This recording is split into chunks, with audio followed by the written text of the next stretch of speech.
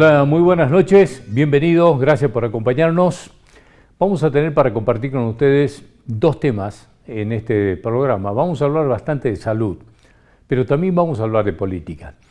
Va a estar con nosotros conversando el ministro de Salud de la provincia, el doctor Federico Maglione, y vamos obviamente a charlar de una agenda de muchos temas que están por estos días en consideración. Vamos a hablar de cómo cerró la paritaria finalmente con los gremios de la salud, que han tenido negociaciones sectoriales distintas a la del resto de gremios de empleados estatales, porque tienen algunos ítems que, sin lugar a dudas, corresponden solo al área de salud, como también lo tienen algunos sectores docentes.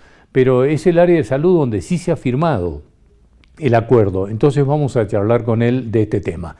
Vamos a preguntarle también al ministro de Salud por qué el gobernador de la provincia hizo referencia de nuevo y tuvo que traer a la consideración pública nuevamente el tema del cobro a extranjeros en los hospitales públicos.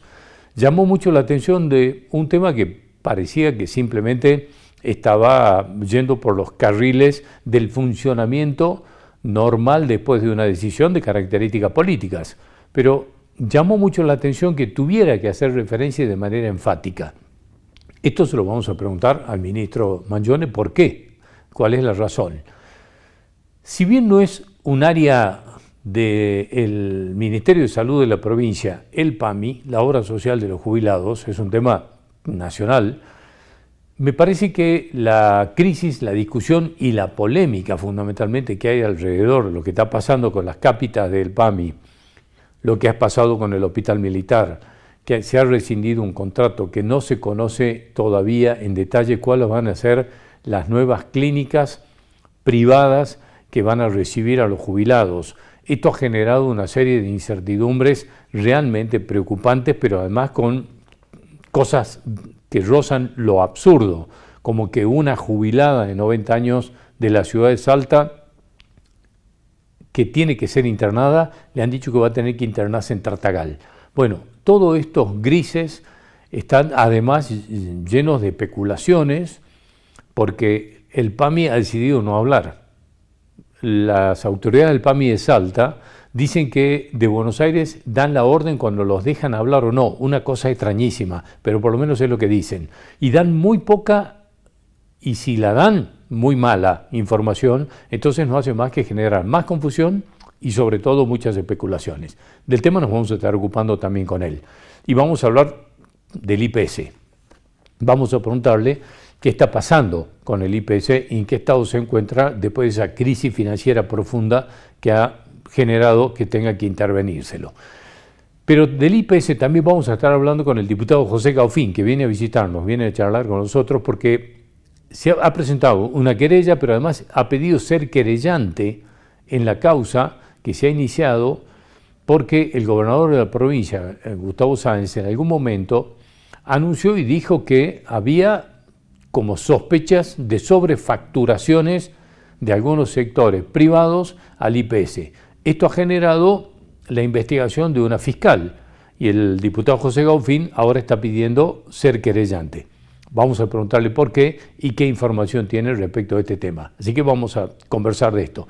Pero vamos a aprovechar su presencia también para meternos un poco en una polémica que ha generado el caso escandaloso del concejal o ex concejal, no está muy claro, Pablo López de la Libertad Avanza, que tuvo que dejar por un escándalo de características sexuales, de extorsiones laborales, etcétera, etcétera, tuvo que, o por lo menos, mandar la renuncia.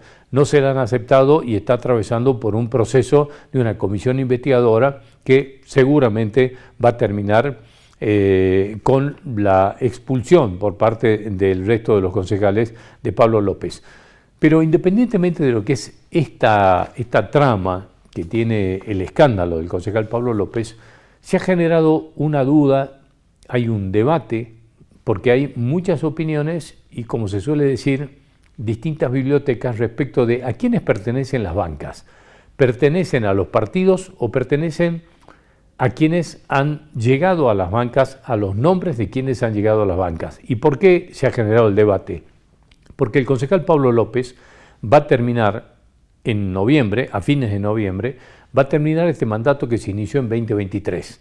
No lo va a terminar porque va a ser excluido del cuerpo antes de esto, en pocos días más. Pero él fue electo en el mes de mayo por la Libertad Avanza concejal. A esa banca no ha renunciado y a esa banca tiene que renunciar en el Tribunal Electoral de la provincia. No lo ha hecho. Entonces hay serias sospechas de que el concejal López quiere dejar pasar el tiempo, que baje un poco la espuma de este escándalo y asumir, y esta vez por 4 años en el Consejo Deliberante. El debate surge porque la Libertad Avanza lo expulsó del partido, no pertenece más a la Libertad Avanza. Y él llegó en el mes de mayo por ese partido. Entonces la pregunta es, ¿esa banca es de Pablo López o es de la Libertad Avanza? Se lo vamos a preguntar a José Gaufín, que viene a charlar con nosotros, pero también se lo vamos a preguntar al secretario del Tribunal Electoral de la provincia, el doctor Pablo Finkelstein. Estos son los temas que tenemos para conversar esta noche. Bienvenidos y gracias por estar ahí.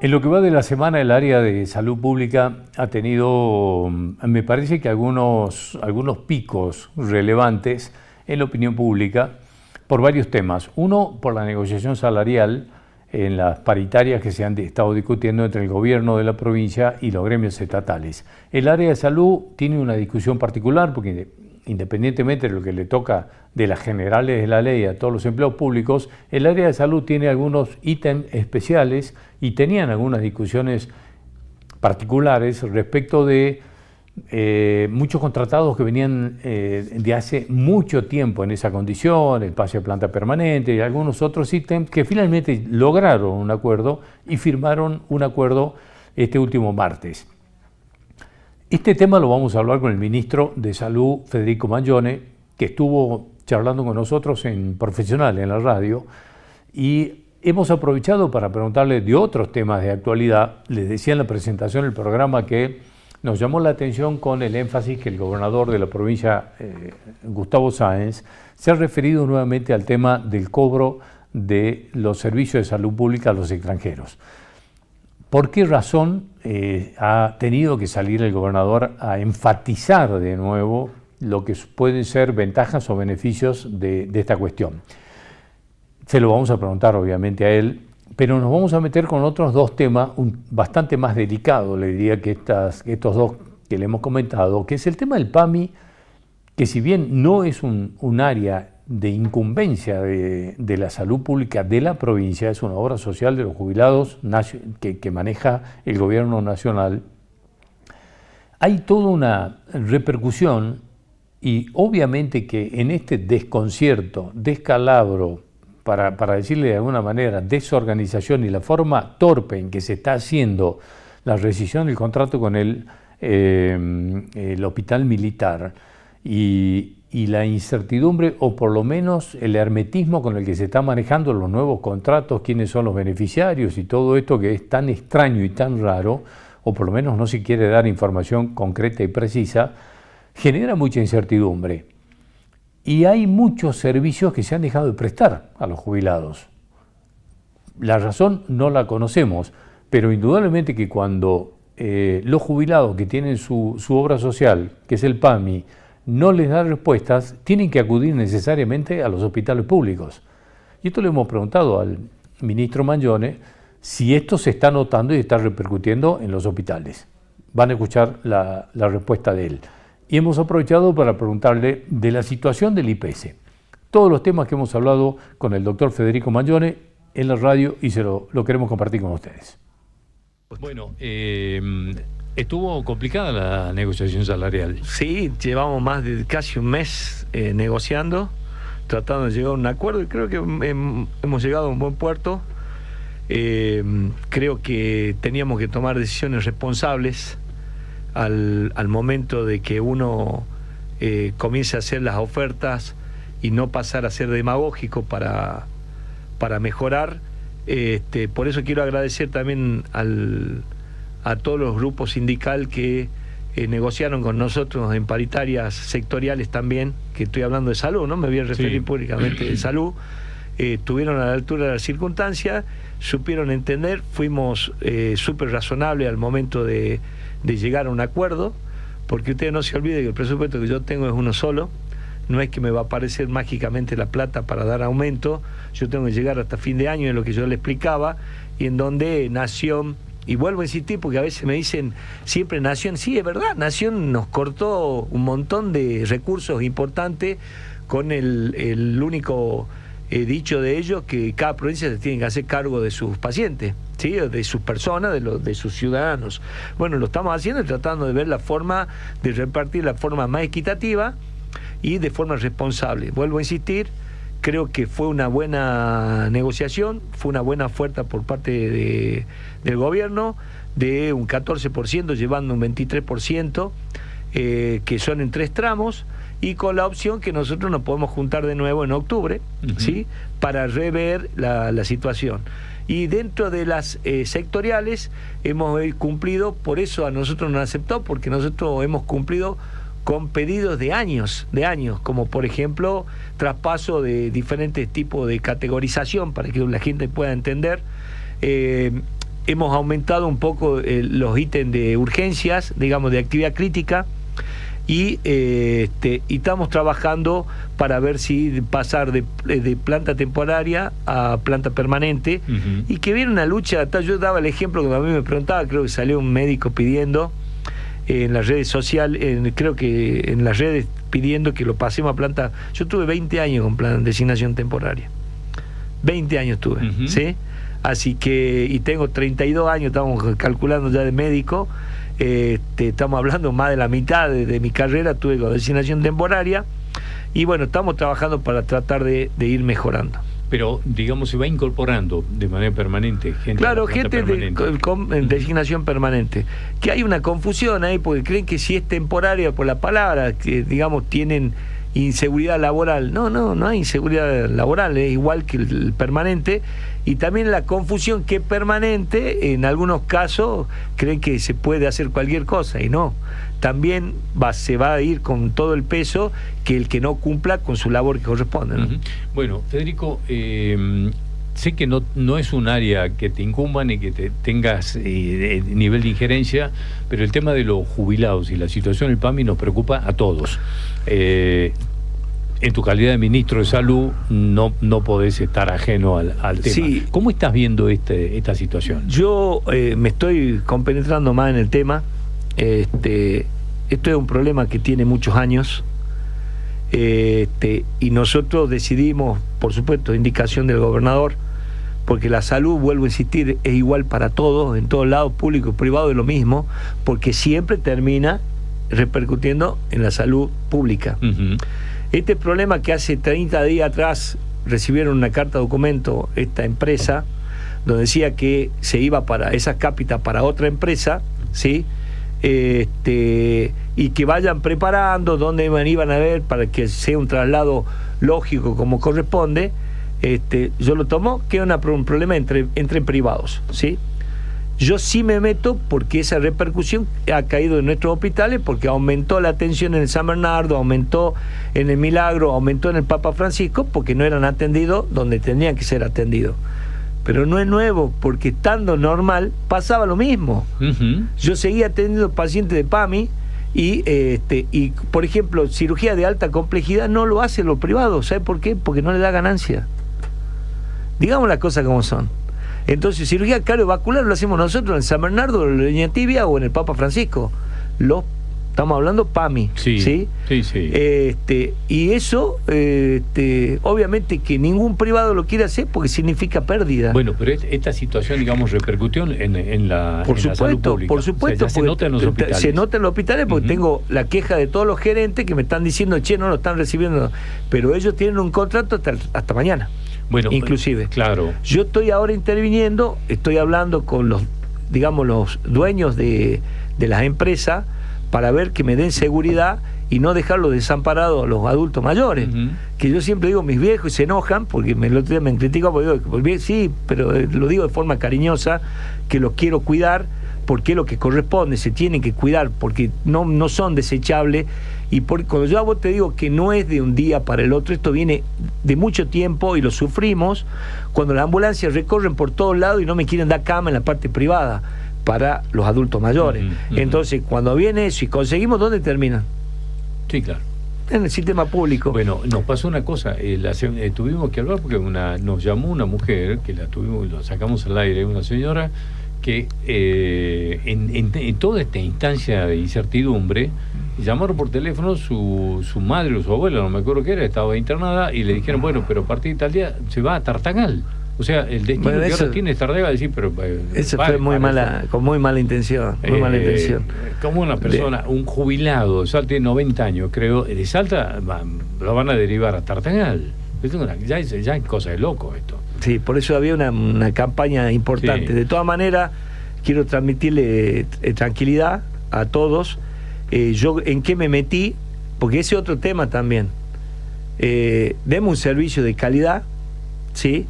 Y no lo tengamos a los pobres adultos mayores dándole, siempre digo, una mala atención. Cuando me refiero a mala atención, incluye todo. Puedo tener un gran profesional, pero lo estoy haciendo dormir en el piso. ¿Me explico? Claro. ¿Sí? O sea, tiene que ser general, donde yo tengo que darle... puedo tener el mejor médico del mundo, pero si no tengo la atención y estar a la altura de las circunstancias, eso es una mala atención. Entonces, cuando yo propongo, y lo propuse a nivel nacional, quiero un sistema de score, que es un sistema de puntaje, vos me das buen servicio y te mando mayor cantidad de cápitas porque vos me das buen servicio, eso le interesó muchísimo para aplicarlo en todo el país. Porque siempre la variable de ajuste son los viejos. Entonces basta con eso. Ya creo que han aportado demasiado durante mucho tiempo para que nosotros no les demos soluciones. Entonces en eso estamos con el gobernador, estamos trabajando para ver cómo vamos a participar con el tema de PAMI. Porque siempre, yo te digo la verdad, acá PAMI Salta, llamaba por teléfono, che, me están dando, no tengo cama, solucioname, ya te lo soluciono, que tengo un problema en marcapaso, no tengo marcapaso, no, ya te lo... Y lo termino solucionando. Además, nosotros. Hay un problema adicional, el PAMI no habla.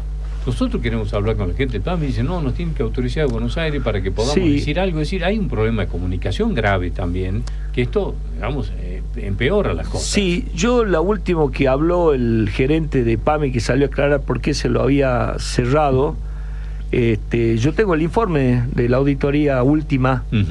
El hospital del 2017 tenía que estar cerrado, porque no estaba en condiciones de atender pacientes. El hospital militar. Sí, del 2017. O sea, no es nuevo, o sea, está bueno. Entonces comencé a ver la historia. O sea, llevamos 8 años de eso. Y eso es lo que le estamos dando a la gente.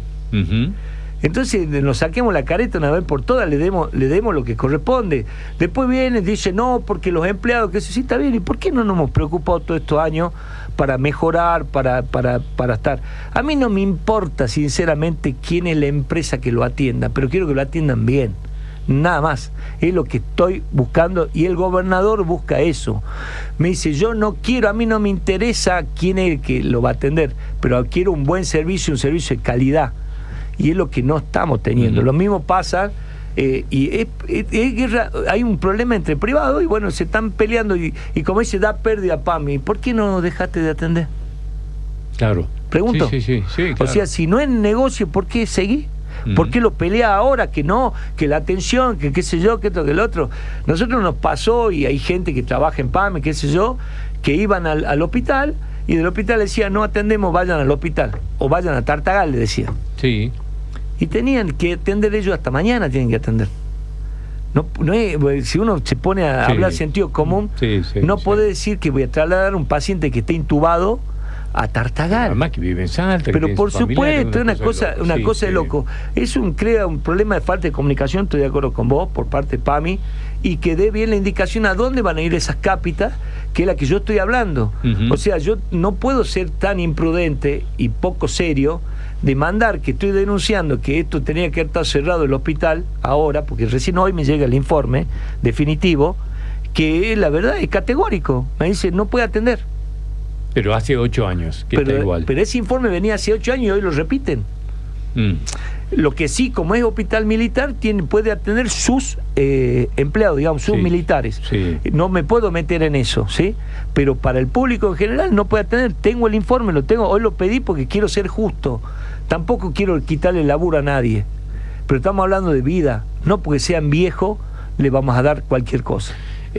Bueno, de este tema obviamente me parece que vamos a tener que seguir hablando, pero no quiero quitarte tanto tiempo y sí me gustaría hablar con vos el tema del IPS. Sí. ¿En qué etapa está la, no sé, reestructuración, normalización, saneamiento del sistema financiero? No sé cuál de todas estas, dónde lo tenemos que poner al problema del IPS. Es un problema importante, que también es de mucho tiempo. Si a mí me ingresa A y me sale B, siempre vamos a tener un déficit, ¿está? ¿Qué quiero decir? El otro día escuchaba a un afiliado que pagaba 35.000 pesos para el grupo familiar de 5, pero el coseguro pagaba 150. Gana más el coseguro que el IPS. ¿Bien? No sé si uno hace la relación. Sí. Y en eso vos trasladás, porque ¿qué pasa? Cada uno que pasa, que va y que viene y está, cuando comienza a ponerse, a empaparse del tema, siempre va a ser deficitario el IPS, ¿sí? Porque es solidario.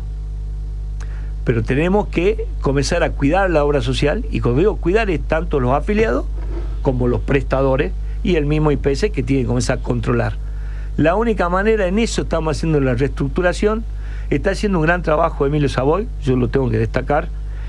Obviamente que lleva su tiempo, viene con falencia de mucho tiempo, y la verdad que ir buscando es como la cebolla, vamos sacando cáscara y nos vamos encontrando cada vez algunas cosas.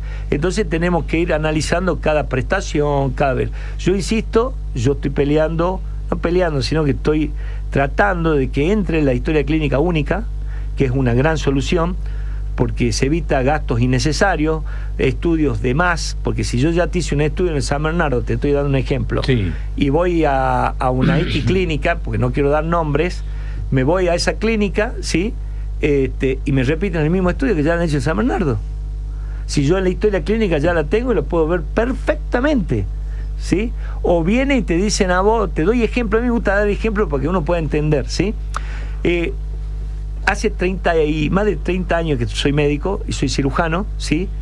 Y toda mi vida operé un apéndice tocando la panza y pidiendo análisis, y la clínica general.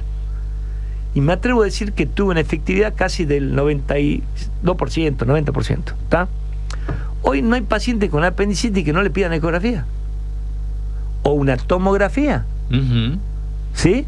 Entonces, cuando vos vas y le preguntas, está bien, el avance, todas esas cosas, estoy de acuerdo, no estoy en contra de eso, por favor, que se interprete bien cuando digo eso. La pregunta que yo le digo al colega que pidió la tomografía, si sale normal y el paciente le sigue doliendo y tiene un análisis patológico, ¿lo opera o no? Sí, lo opera. ¿Y para qué le pide la tomografía? ¿Me explico? Sí. Entonces, a veces son detalles técnicos que, aunque no creas, va sumando de a poquito, y eso te va sobrecargando absolutamente los gastos en el IPS. ¿Qué pasaba con las municipalidades? Bueno, ahí vuelvo a insistir, es un tema de proporciones de plata, como es que tenían dentro de los municipios. Vos tenés en cuenta que es sobre el blanco el descuento que se le hace el aportante. Sí. Entonces se está yendo de ayudar a los municipios para que aumente el número de aporte y no tener una familia, grupo X, esté pagando 80.000 pesos y son 5, ¿sí? No alcanza, eso nunca va a alcanzar, por eso te digo, va a ser déficit. Claro, porque las municipalidades, digamos, para bajar sus números, tienen un blanco muy bajito, claro, y después son ítems de montones de cosas. De montones de cosas, sí, que es algo financiero. Y sobre eso no se pone el porcentaje. No te lo voy a opinar porque eso es economía de cada región, ¿sí? Y la verdad, meterme en eso no quiero opinar, pero nosotros tenemos que buscar los recursos y ver la forma. Comencemos a hacer mayor control, de eso estoy convencido, y creo que ya lo están haciendo, y muy bien, como lo están haciendo. Después recaudar mucha información, bien, y después juntarnos con los prestadores. Te voy a dar un ejemplo. Hablamos de los prestadores siempre, pero hablemos del afiliado. El prestar un carné ya hace daño. Sí, claro. ¿Sí? Sí. No, qué bueno que eso, no, sacalo con mi carné, no hay problema, hacete un estudio con mi carné. Hay dos cómplices, el médico que lo acepta, ¿sí? Y la gente que está dando el carnet para que lo hagan. Ahora ya está un sistema cerrado, donde hay un sistema QR, es mucho más difícil, que se tenía que haber hecho hace tiempo eso, porque el QR no es de ahora, es algo que viene hace mucho tiempo. Creo que todas esas cosas se están cerrando, tengo esperanza, pero insisto, siempre va a ser deficitario. No busquemos ganancia. Bien, ¿qué pasó con la causa judicial? Digamos, el gobernador en su momento habló de que había sobrefacturaciones que se habían detectado. ¿En qué estado está todo eso? La verdad que no lo sé. Hoy lo tiene la fiscal. Estoy esperando la fiscal, que es la que tomó la causa, y no puedo hablar por una cuestión de prudencia, no puedo decir nada, pues no sé. La verdad que no sé en qué situación está, pero sí sé la indicación del preciso del gobernador, que quiere ir hasta la última consecuencia. Eso que no te quepa duda, Bueno, constantemente. ¿Por qué el gobernador retomó el tema del cobro extranjero? ¿Qué pasó? Yo creo que fue un poco, y es más, yo hablé con él con el tema, no sé si ustedes vieron, se viralizó un video de una pareja que vino a tener familia acá, y debe haber salido algunas críticas políticas también, hubo muchas críticas políticas, porque ahora aprovechamos todo con esto, ¿sí? Y se viralizó. Escuché a algunos que no están de acuerdo, qué sé yo, a ver, ¿por qué no vamos a cobrar si en realidad vienen acá y en cualquier parte del mundo lo cobran a la atención? Lo que sí hubiese sido diferente, y sí hubiese yo criticado, si vos me preguntás, es que ya estaba para parir y no la hayamos atendido. Tuvo el tiempo de ir por Jujuy, Salta, Tucumán, conoció 3 provincias. ¿Está? Entonces, eso es lo que salieron en las redes criticando por qué pasó. Obviamente que la empatía de una mujer embarazada, todo, pero no tenía necesidad, no era urgente. Sí lo critico yo, sí, y es más, me hubiese ocupado con suspensión si no lo hubiesen atendido, si era algo urgente.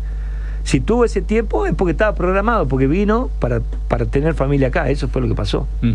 Bueno, te agradezco haber venido, como siempre. No, por favor, gracias a ustedes. Hasta cualquier momento. Por favor.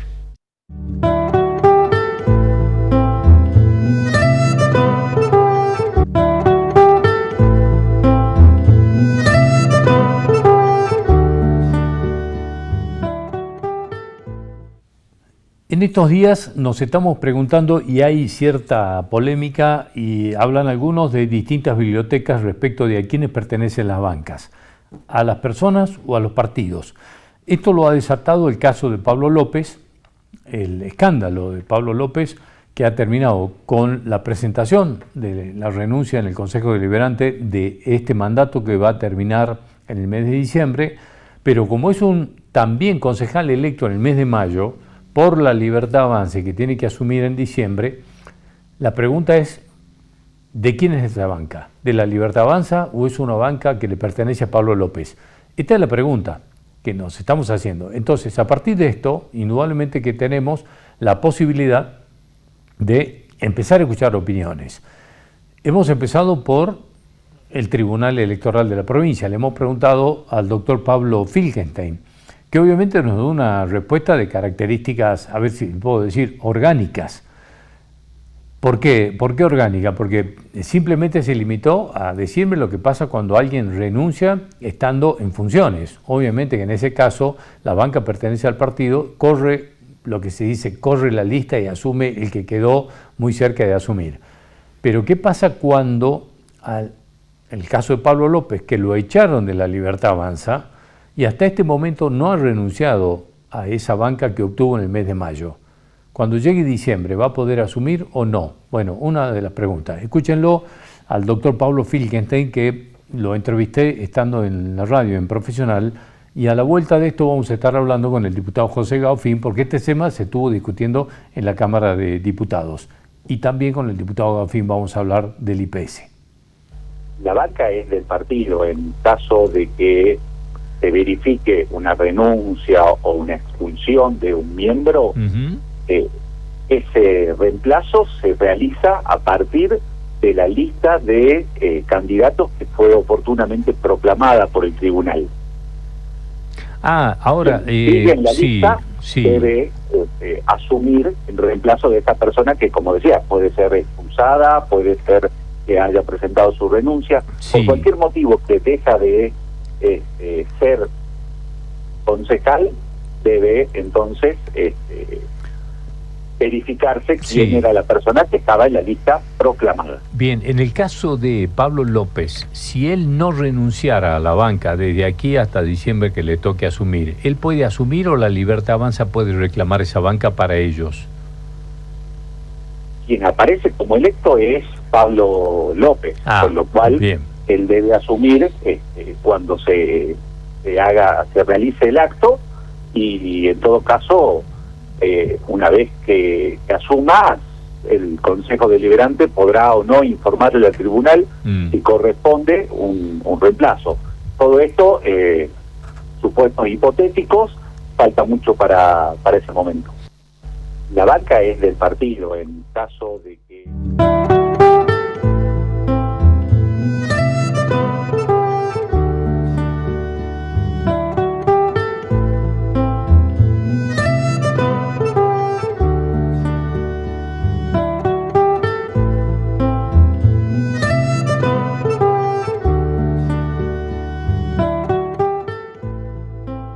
Dos temas que hemos planteado en el programa lo vamos a conversar con el diputado José Gaufín. Uno es el tema de a quién pertenecen las bancas. Lo hemos escuchado recién al secretario electoral, al secretario del Tribunal Electoral, y hay como una suerte de debate. La Cámara de Diputados en la sesión del martes estuvo discutiendo, en algunos casos sí, en otros no, pero el tema llegó a la Cámara de Diputados. Le vamos a pedir su opinión y obviamente también vamos a hablar de la situación del IPS, porque él se presentó para ser querellante en la causa. Del tema hemos estado hablando hace un rato nada más con el ministro de Salud de la provincia. Así que, José, como siempre, gracias por venir. Gracias por la invitación, Indio. Bueno, un gusto. ¿Las bancas a quién pertenecen, José? ¿A los hombres o a los partidos? Una vez electo y asumido, la banca pertenece a la persona, digamos, ¿no? Esto ya hay muchos antecedentes en Argentina, desde aquel momento donde Borocotó, es el doctor Borocotó, Sí. había sido electo por un partido y prácticamente inmediatamente optó por irse de ese partido. El famoso borocotazo. Y de ahí quedó el término la borocotización de la política. Sí. Este cambio de camiseta demasiado rápido, digamos, ¿no? Bueno, en aquel momento yo recuerdo que se judicializó el tema y la justicia falló. Las bancas son, una vez electos, de las personas, no son de los partidos políticos. Se elige a Linda Abdala, se elige a José Gaufín, hay una lista de personas que son electas y esos son los dueños de las bancas, digamos. Nosotros ayer, en la Cámara de Diputados, se trató la reforma de la ley de partidos políticos, acá en la provincia. Sí. Es el proyecto del oficialismo y se acumuló, como se hace en la Cámara por reglamento, el proyecto que tenga que ver con el mismo tema. Ahí se acumuló uno nuestro, que justamente buscaba mejorar esto en los partidos políticos, porque hoy en día tenemos ficha limpia, pero claro, ficha limpia terminas muy tarde, digamos, ¿no? Segunda condena o condena en segunda instancia pasa muchísimo tiempo. Muchas veces terminan los mandatos y nunca se los puede expulsar. Está bien, después vos no podés. Ramos. ¿Ah? El Topo Ramos, por ejemplo. Pero tenemos casos actuales en la última elección, donde el oficialismo llevó a un intendente que está siendo juzgado y ya tiene fecha de juicio por violación y acoso o violencia de género, y no pasa nada, digamos. Daniel Moreno de Vaquero. El intendente de Vaquero, sí, que creo que el 2 de febrero del año próximo tiene fecha de inicio de juicio. O sea, va a asumir y a los 2 meses va a empezar su juicio. Ya está elevado a juicio. Entonces nosotros queremos que en la ley figurara la responsabilidad de los partidos políticos en esto que tiene que ver con igual que en el fútbol, digamos, el derecho de admisión. Si se aplica en las canchas de fútbol el derecho de admisión para aquellos barra bravas que generaron tumultos, quilombos en todas las canchas y no pueden entrar, bueno, el partido político tiene el derecho también, o queremos que tenga el derecho, de decir, no, esta persona no, porque está siendo juzgada, punto. No te llevamos como... Y que le digan a la sociedad, miren, nosotros tenemos candidato a tal persona, pero está siendo juzgada, ¿eh? Entonces, sí, queríamos que eso estuviera en un artículo que habíamos redactado, que estaba en nuestro proyecto, y el oficialismo eso no lo tomó. Tomó algunas cositas nada más de nuestro proyecto, pero eso que era importante para reforzar la responsabilidad de los partidos en la oferta electoral, ante la sociedad, no lo tomó. Bueno, hay un ejemplo de lo que puede llegar a pasar ahora cuando se llame elecciones en Morillo. Ata Gerala está con prisión domiciliaria por el robo de los rieles.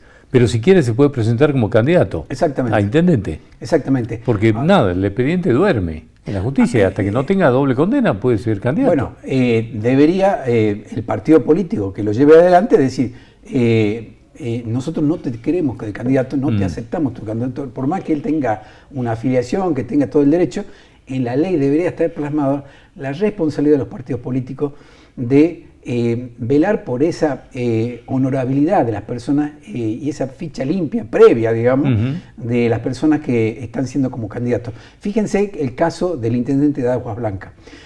Yo sé perfectamente, fehacientemente, no voy a dar nombres, pero a mí me confirmaron que fue la misma justicia la que le advirtió al partido político: miren que esa persona está bajo investigación por narcotráfico, no lo pongan.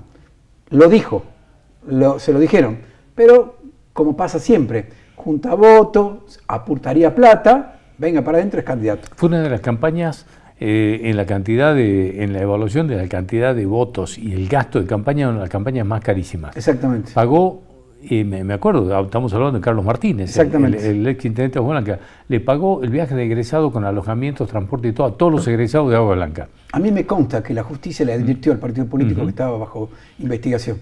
Bueno. Entonces, así están las cosas. Por eso, los partidos tienen que hacerse responsables, porque si no después miran al costado y se hacen tarados, digamos, ¿no? Todos sabemos por qué agrupación política se presentó y fue electo, lo sabía.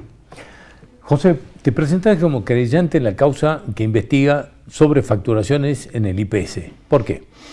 Bueno, primero porque soy parte afectada, me siento parte afectada. Por eso que pido ser parte querellante.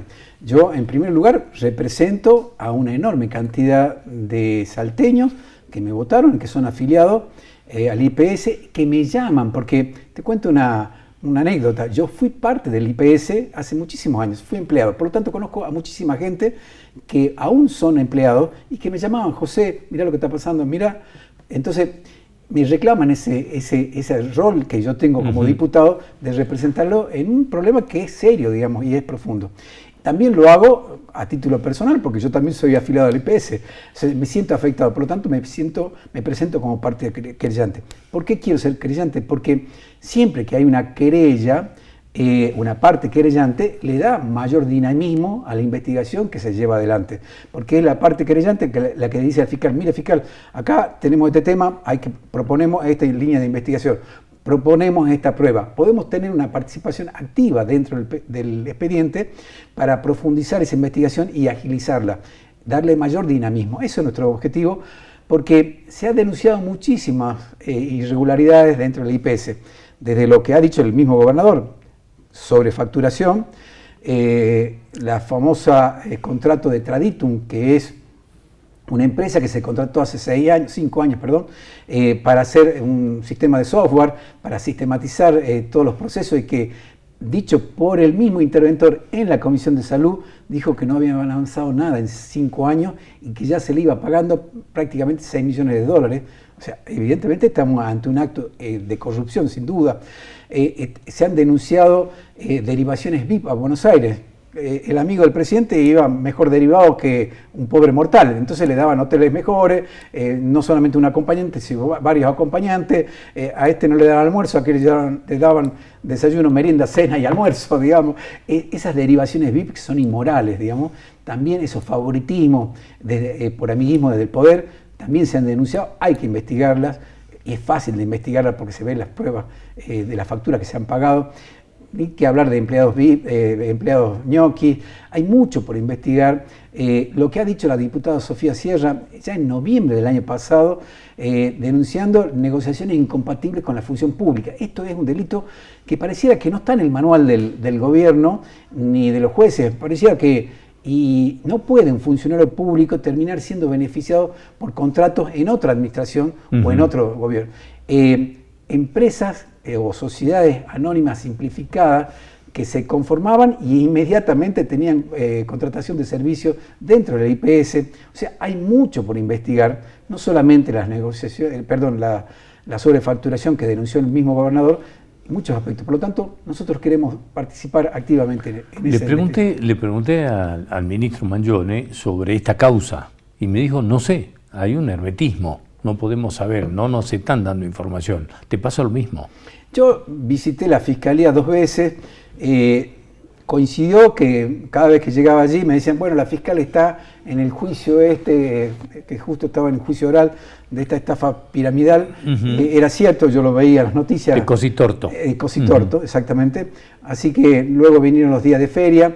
Bueno, no pude dar con la fiscal, entonces hicimos la presentación. Ahora es el juez de garantía el que tiene que evaluar nuestra presentación. Entiendo yo que tiene que evaluar el grado de afectación, por qué nos sentimos afectados y autorizar que seamos parte.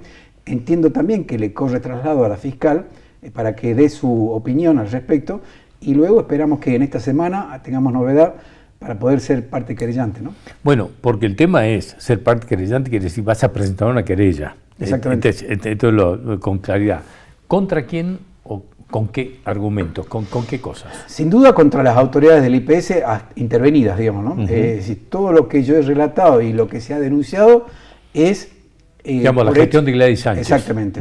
Entonces, es la presidenta, su directorio, y no sé si alguna de la investigación surgirá, si hay otros responsables, digamos, ¿no? Por supuesto, también, siempre que hay actos de corrupción, está la otra parte, porque uno da y el otro recibe, digamos. Es decir, bueno, de la investigación saldrá quiénes son los responsables de todos esos actos de corrupción, en definitiva, que se han denunciado, porque lo que ha dicho el gobernador, hay sobrefacturación, es un acto de corrupción, por lo tanto hay que investigarlo. José, ¿coincidís o entendés o compartís que el único elemento que ha llevado a esta crisis del IPS es aquel aumento del 500%, creo que dijeron en su momento, los medicamentos, o hay otro elemento? Todas las obras sociales, esto lo sé perfectamente, están pasando un periodo de crisis, digamos, ¿no? El otro día, la obra social de la UNSA también convocó una asamblea para plantear medidas que tienen que ver con darle mayor sustentabilidad a las obras sociales. Esto lo sabemos todos. Todas las obras sociales están en crisis por el aumento de los medicamentos, porque hoy en día las prácticas médicas cada vez son mayores, o más, y el paciente te dice, yo quiero estar seguro. Es decir, hay elementos que nos dicen que las obras sociales están sufriendo eso, una crisis de sustentabilidad, pero hay hechos de corrupción también. Es decir, ese déficit enorme que ha tenido el IPS está compuesto por las dos cosas, por la falta de la crisis general que viven las obras sociales, pero también por los actos de corrupción. 6 millones de dólares es mucha plata que podría haber ido a los afiliados y que en definitiva le sacaron plata a los salteños de su impuesto, porque salió el gobierno a bancar ese déficit y hay que investigar, no puede pasar sí o sí. Que hay crisis en la obra social, lo sé perfectamente. Algunos datos que nos dejó Mangione que me llamaron la atención. Hay afiliados que pagan de coseguro 100 y pico mil pesos y 35.000 por 5 personas de esto. Bueno, así, ahí es el mismo Estado el que genera eso, ¿no? Claro, así es inviable. Exactamente. El caso de las municipalidades, por ejemplo. Todas las municipalidades, de pronto los intendentes no entendían por qué le descontaban tanta plata, y era porque el Estado provincial, en definitiva, decidió unilateralmente, y yo entiendo que en buena, no vi el instrumento legal con el que lo hicieron, pero las nóminas de los municipios eran de empleados, nóminas de los AP, que digo, ¿no? Sí. De 200.000 pesos, 300.000 pesos de sueldo. Obviamente, el aporte sobre sueldos tan bajos hacía que el aporte a la obra social fuera mínimo. Bueno, la medida que tomó el gobierno... 35.000 pesos para 5 personas. La medida que tomó el gobierno es decir, suponer que todos los empleados arrancan en 1 millón de pesos. Y por lo tanto, les descontaba 5,5 del aporte personal y 6,5 del aporte patronal, les descontaban el 12% sobre 1 millón por cada empleado. Esa ha sido una medida para darle mayor sustentabilidad, para corregir esto que vos me estabas marcando. Bueno, vamos a ver cómo evoluciona y si confirma que sos creyente tenemos que seguir charlando. Sin duda. José, gracias por venir como siempre. Muy gracias por la invitación. Hasta cualquier momento. Gracias por acompañarnos. Nos reencontramos nosotros el domingo en esta misma casa a las 8 de la noche. Que terminen muy bien hoy día. Gracias.